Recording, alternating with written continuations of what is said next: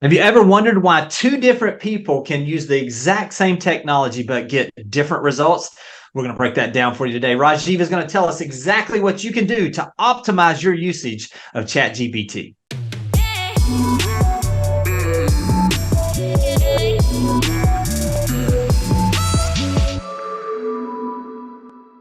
Welcome to another episode of Real Estate AI Flash, a podcast dedicated to real estate agents' use of AI to power their business.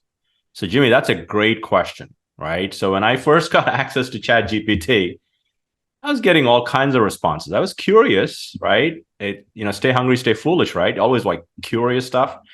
And then I started to dig in and look at other people's ChatGPT output compared to mine. Clearly, it was different because of the kind of instructions you were given it. And let's take a step back from it.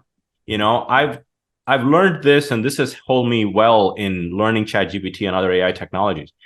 It is a very powerful tool, number one, but it is still untrained. You just have to learn how to train it. And a good analogy for all of us to think about as a real estate agent is, imagine if you hired an assistant, qualified, but they just don't know your business. They just don't know how you operate, how you want stuff to come out. So you can't just throw an assistant untrained and expect the results you'd like to get from a technology like GPT. So think of it as a human being. I know it's not. Okay. Some of are scared. Oh, is there a human on the other side? No, there's no human on the other side. There's a lot of humans actually training the model, but the model is ChatGPT. So if you take that step, instead of just asking it to write something, you got to start to train it. And today's episode is going to give you the right foundation so you get it and you can apply it ongoing. So let's start, Jimmy, with we're in real estate, so acronyms are like abound in real estate. So today we're going to introduce people to two acronyms. First one is 4Ps. And the first one is, so the Ps are basically prime, prompt, polish, and publish.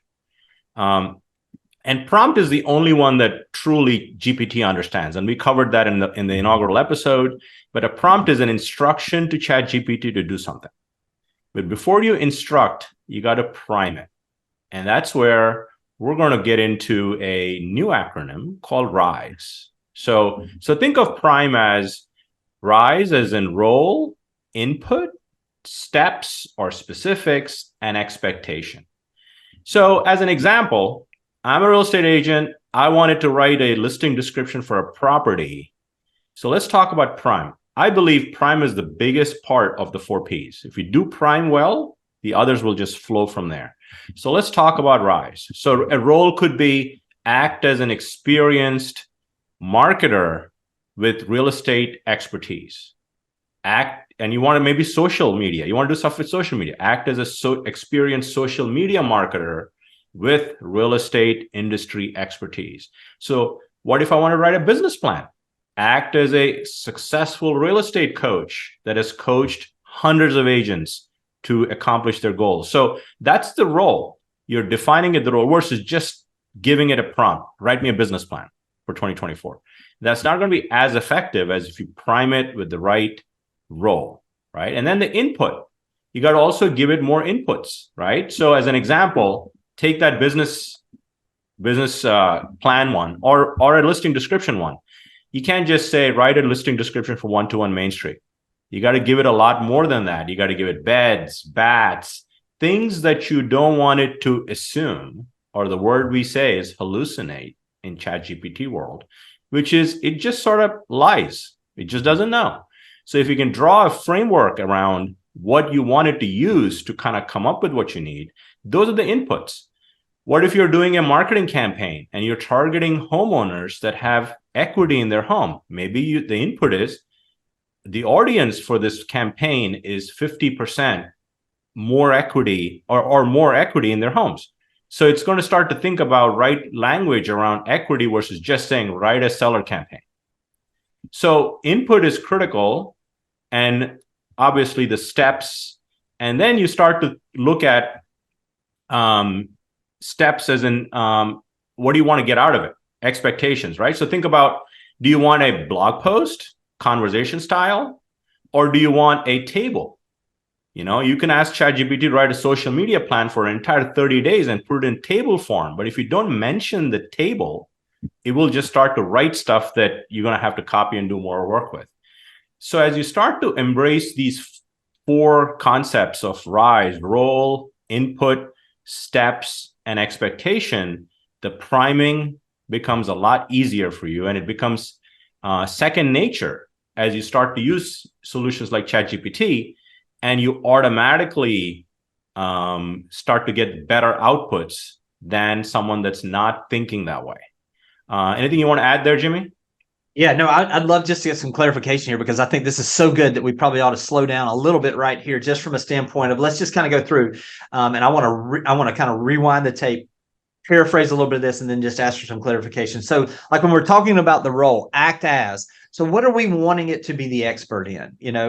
Act as a marketing expert, a real estate marketing expert. Act as a real estate copywriter, whatever it is. We want to give it the understanding of what its role is in this and who it's acting as.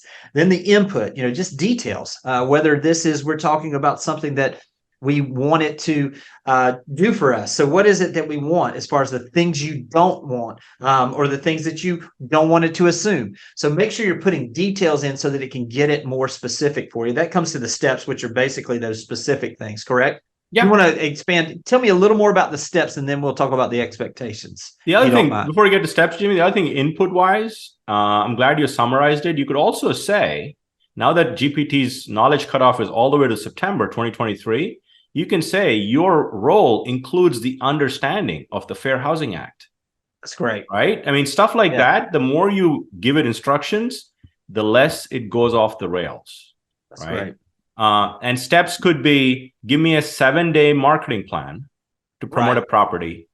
Give me output in, give me a 30-day marketing plan for sold listings, right? So again, giving it more specific instructions and what you're expecting out of it, it will generate that out of the get-go, and you'll get to the 5-yard line very quickly versus taking a lot of time to get there. Yeah, something I think we always also don't realize is, at least when I first started, is that once you get this initial back, and we're going to go through the prompting and those things, but once you get the initial back from you, if it's not exactly what you want, just ask it to rewrite it in whatever it is, and maybe give it more, maybe more of these specifics. Give it some of the details and do those things. So that's the RISE principle. We love our acronyms in real estate. So that's our RISE principle. Let's get back to those 4 Ps and how this really affects that, if you don't mind. So now that we've nailed RISE and prime, now we start to prompt. Prompt is exactly what ChatGPT, you're instructing ChatGPT to do something. Write a listing description is a prompt.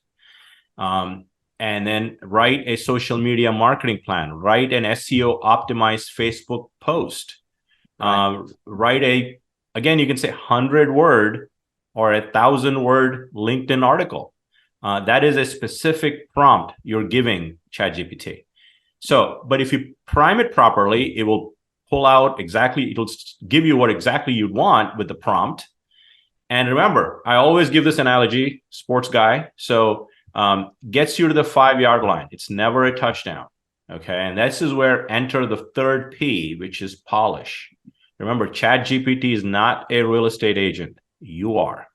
So nothing should get by directly without you proofing it, making sure it's compliant, passes all the tests, dots the I's, and whatever that analogy is. Right. Crosses the T's. Yeah. And then, so that's the word for polish. So polish is simply reading through it. Is it in your voice? We'll do a whole nother episode on about how to make ChatGPT write like you, but it should be exactly what you think you want to put out. And that's the polish piece. And of course, the final one, you're doing all this to publish it somewhere, right? So you're going to write an email or do social media or write a listing description, take it to the MLS. All of these tasks are the publishing component of it. But once you do the 3 Ps properly, the publish is the easiest part.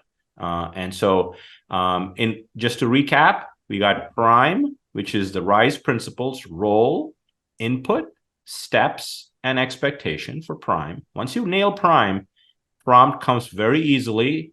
And then you have your polish, proofing it with your own eyes, making sure it's you, it's your voice, and then you publish it. So if you have 4Ps and rise, you got the right foundation to leverage ChatGPT going forward.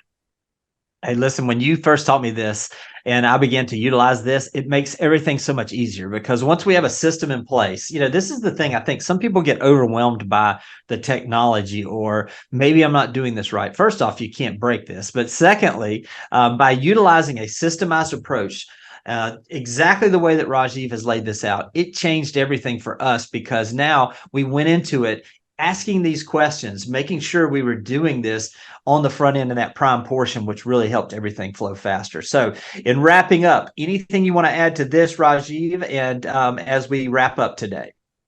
Well, I'll tell you, first of all, Jimmy, I have 4Ps and rise as a background on my computer.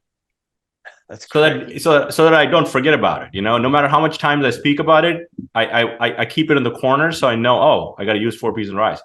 But in reality, though, I would encourage all of you that are listening to this, apply this and compare your outputs from previous time you've used it without the foundation.